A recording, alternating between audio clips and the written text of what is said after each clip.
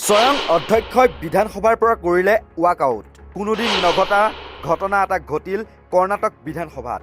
মন্ত্ৰীয়ে বিৰোধী বিধায়কৰ উত্তৰ নিদিয়াত খং উঠিল অধ্যক্ষৰ। সোমবাৰে কৰ্ণাটক বিধানসভাত সংঘটিত হয় এনে এক অদ্ভুত ঘটনা। বিধানসভা বা লোকসভাত চৰকাৰৰ বিৰুদ্ধে অভিযোগ উত্থাপন কৰে বিৰোধীয়ে। কেতিয়াবা কেতিয়াবা ৱাকআউটো কৰে বিৰোধীয়ে। এই দৃশ্য চাই অভ্যস্ত হৈ পৰিছে সমগ্ৰ দেশ। কিন্তু অধ্যক্ষই ৱাকআউট কৰিছে। কোনোবা দিনা এনেকুৱা ঘটনা কোনোবাই দেখিছিলনে? সোমবাৰে কৰ্ণাটক বিধানসভাত সংঘটিত হয় এনে এক অদ্ভুত ঘটনা। বিৰোধী বিধায়কৰ প্ৰশ্নৰ উত্তৰ নিদিয়াৰ বাবে কৰ্ণাটকৰ কংগ্ৰেছ চৰকাৰৰ বিৰুদ্ধে ক্ষোভ প্ৰকাশ কৰি অধ্যক্ষ ইউ.টি. খাডেৰে ৱাকআউট কৰে। সদনত কৰ্ণাটকৰ গৃহমন্ত্ৰী জি পৰমেশ্বৰে 203টা প্ৰশ্নৰ লিখিত উত্তৰ দিয়াৰ কথা আছিল। কিন্তু তেওঁ 84টা প্ৰশ্নৰ উত্তৰ দিলে। ইয়াৰ পিছতে বিৰোধী বিজেপি বিধায়কসকলে অধ্যক্ষক চাপ দিয়ে। তেওঁলোকে কয় যে মন্ত্ৰীসকলে ইচ্ছা কৰিলে উত্তৰ দিব, নহ'লে নিদিব, এইটো চলি থাকিব নোৱাৰে।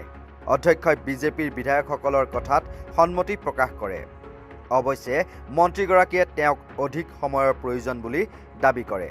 ইয়াৰ পূৰ্বেও কেইবাবাৰো এই সন্দৰ্ভত সকীয়াই দিয়া বুলি অভিযোগ উত্থাপন কৰে অধ্যক্ষগৰাকীয়ে।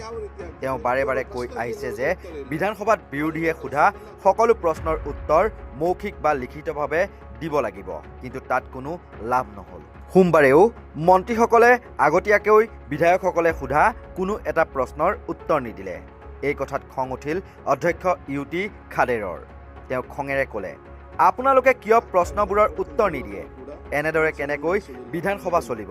কেৱল সেয়াই নহয়, মন্ত্ৰী বিধায়কসকলেও বিধানসভাক আওকাণ কৰাৰ অভিযোগ উত্থাপন কৰে অধ্যক্ষগৰাকীয়ে। ইয়াৰ পিছতে অধ্যক্ষই খঙত ৱাকআউট কৰে। বিধানসভাত বিৰোধী দলৰ নেতা বিজেপিৰ আৰ অশোকে অধ্যক্ষৰ সমৰ্থনত থিয় দিয়ে। তেওঁ কয়, অধ্যক্ষই আগতেও সকীয়াই দিছে, কিন্তু দায়িত্বহীনভাৱে চলি আছে কৰ্ণাটক চৰকাৰ। আমাৰ কোনো প্ৰশ্নৰ উত্তৰ নিদিয়ে। উল্লেখ্য যে কৰ্ণাটকত এতিয়া কংগ্ৰেছ চৰকাৰ আছে। খাডেৰ কংগ্ৰেছৰ জ্যেষ্ঠ সদস্যও। মাংগালুৰুৰ পৰাই তেওঁ জয়লাভ কৰে। 2023 চনৰ 24 মেত তেওঁ অধ্যক্ষ পদত অধিষ্ঠিত হয়। দলৰ সৈতে তেওঁৰ সম্পৰ্কও যথেষ্ট ভাল। ইয়াৰ পিছতো ৰাজনৈতিক বিশ্লেষকৰ একাংশ তেওঁৰ ৱাকআউটত আচৰিত হৈ পৰিছে। দেশৰ ইতিহাসৰ কোনো বিধানসভাতে এনে ঘটনা ঘটা তেওঁলোকে মনত পেলাব পৰা নাই। News desk report, north east নাও।